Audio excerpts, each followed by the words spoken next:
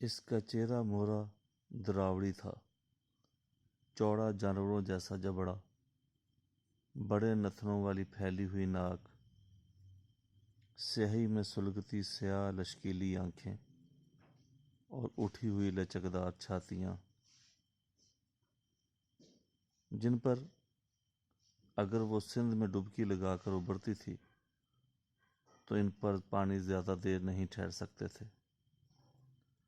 وہ اپنا میلا کچیلا چگا گریبان میں ارسے اپنے بچے کے منہ میں ایک تنی ہوئی چھاتی دیے اسے دودھ پلا رہی تھی اور بار بار اپنے جسے کو آگے کرتی تھی تاکہ دباؤ سے دودھ بڑھے اور بچے کی چپٹی ناک اس کے زور سے مزید چوڑی ہوتی تھی اور اس کا دم گھٹتا تھا۔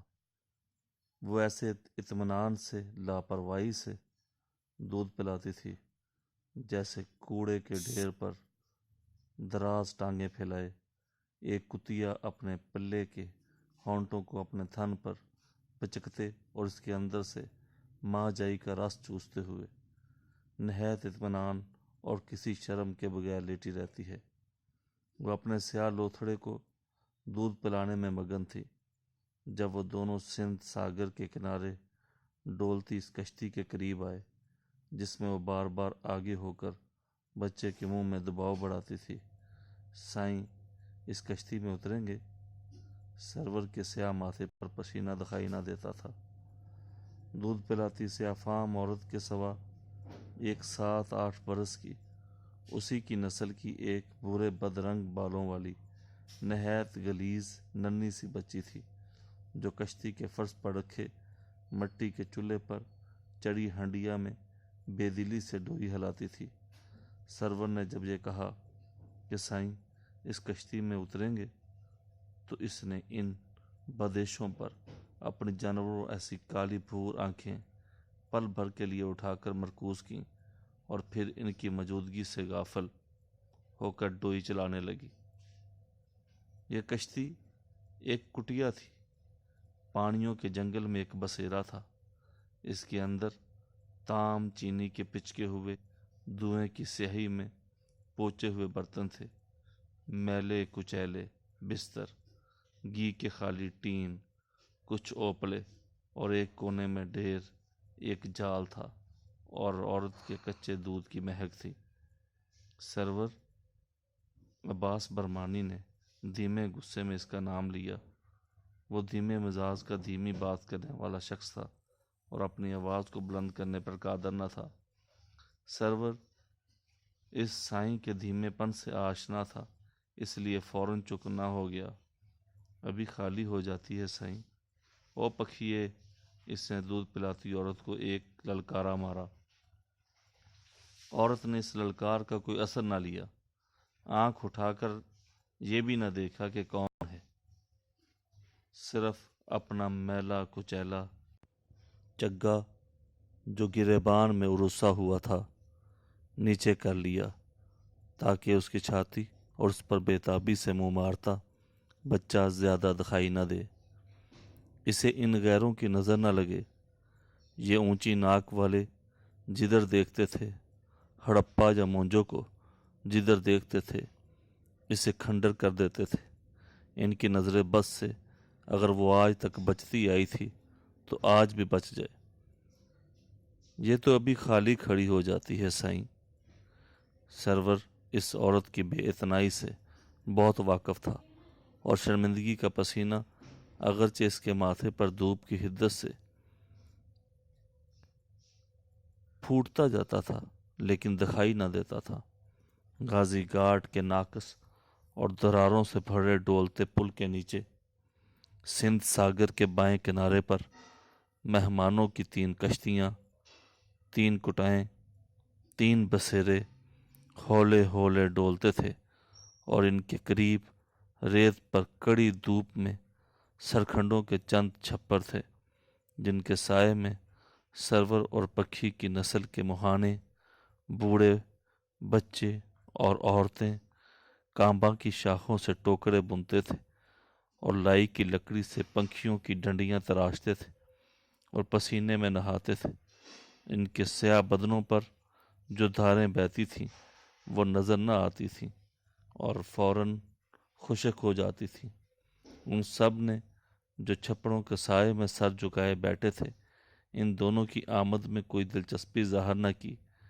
ایک بار توجہ کی کہ قاضی گھاٹ پل سے اتر کر کون آیا ہے، پھر سر جھکا کر سندھ ساگر کے بیلوں میں صدا سے اگنے والے سرکھنڈوں، لائی اور کانبا کے سرکھنڈوں سے تب سے اگنے والے جب اونچی ناک والوں نے ادھر کا رخ نہیں کیا تھا، ان سے ٹوکریں باندھنے اور پنکھیوں کی ڈنڈیاں بنانے اور تراشنے میں محو ہو گئے۔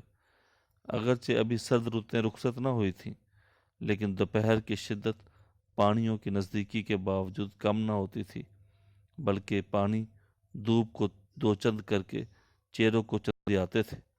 ادھر نیچے سندھ ساگر کی قربت میں مہمانوں کی اور مہانوں کی کشتیاں، 3 کشتیاں ڈولتی تھیں۔ برمانی سامان کو ترتیب دینے کے لیے اوپر بند باندھ چکا تھا اور اوپر غازی گھاٹ کے مقدوس پل کے داخلے پر ملتان سے مظفر گڑھ کے راستے پر مسافر بسوں، ویگنوں، ٹریکٹر ٹرالیوں اور پرائیویٹ کاروں کی ایک لمبی بے چین اکتائی ہوئی ایک قسم ساتی ہوئی قطار تھی جو مخالف سمت سے آنے والی ٹریفک کے خاتمے کی منتظر تھی۔ بار بار انجن سٹارٹ ہوتے تھے، پھر لاچارگی سے بند ہو جاتے تھے اور ہارن بے وجہ اور مسلسل بجتے چلے جاتے تھے۔ دوسری جانب سے آنے والی ٹریفک کا بہاؤ کم ہی نہ ہونا تھا۔ وہ آخری ویگن یا ٹریکٹر ٹرالی آتی ہی نہ تھی جس کے بعد وہ اپنی سواری کو حرکت میں لا کر پل پر ڈال سکتے تھے۔ پل کی تعمیر کو اگرچہ زیادہ عرصہ نہیں ہوا تھا، لیکن وہ 2 طرفہ ٹریفک کا بوجھ سہارنے کے قابل نہیں تھا۔ گنڈیریاں بیچنے والے، مقامی کھویا اور نمکین دالیں فروخت کرنے والے بچے اس رکے ہوئے ٹریفک کے ازدحام میں سے اپنی روزی کشید کرتے تھے۔ اوپر شور و گل کی یہی کیفیت مسلسل تھی اور ادھر نیچے پل کے آئینی ڈولتے ہوئے وجود کے عین نیچے مہانوں کی یہ چھپر بستی تھی۔ سندھ ساگر کے کنارے ان کے گھر، ان کی 3 کشتیاں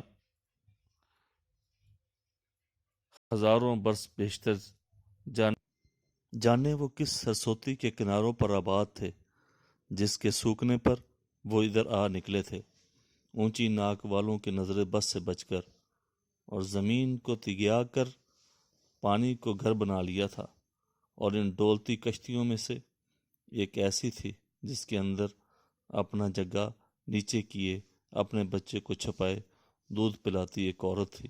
ایک ہانڈی میں بے دلی سے ڈوئی چلاتی بچی تھی، اور ان دونوں کو اب صرف اس کے لیے، ایک اونچی ناک والے کے لیے اس گھر سے بے گھر ہونا تھا، صرف اس کے دھن کے لیے اپنا بوریا بستر سمیٹنا تھا، چولہا بجانا تھا، بچکے ہوئے تام، چینی اور سلور کے دھویں لگے برتن اٹھانے تھے اور اسے چھاتیوں میں سے بہتے کچے دودھ کی مہک سے خالی کر دینا تھا۔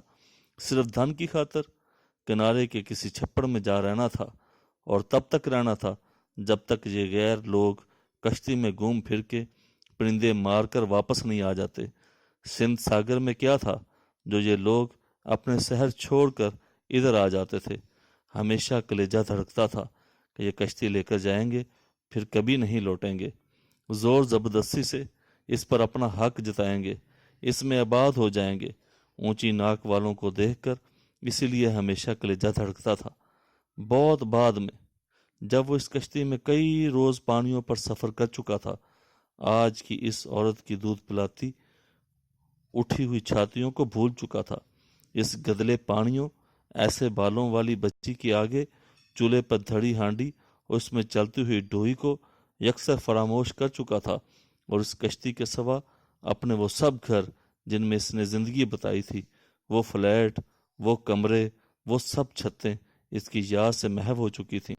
ویڈیو کو لائک کیجیے گا، شیئر کیجیے گا اور کمنٹس باکس میں اپنے کمنٹس لازمی دیجیے گا۔ چینل کو سبسکرائب کرنے کا شکریہ۔ جن احباب نے ابھی تک ہمارے چینل کو سبسکرائب نہیں کیا ان سے گزارش ہے کہ ہمارے چینل کو سبسکرائب کر لیں۔ اپنے میزبان خالد بخاری کو اجازت دیں، ملتے ہیں ایک نئی ویڈیو کے ساتھ۔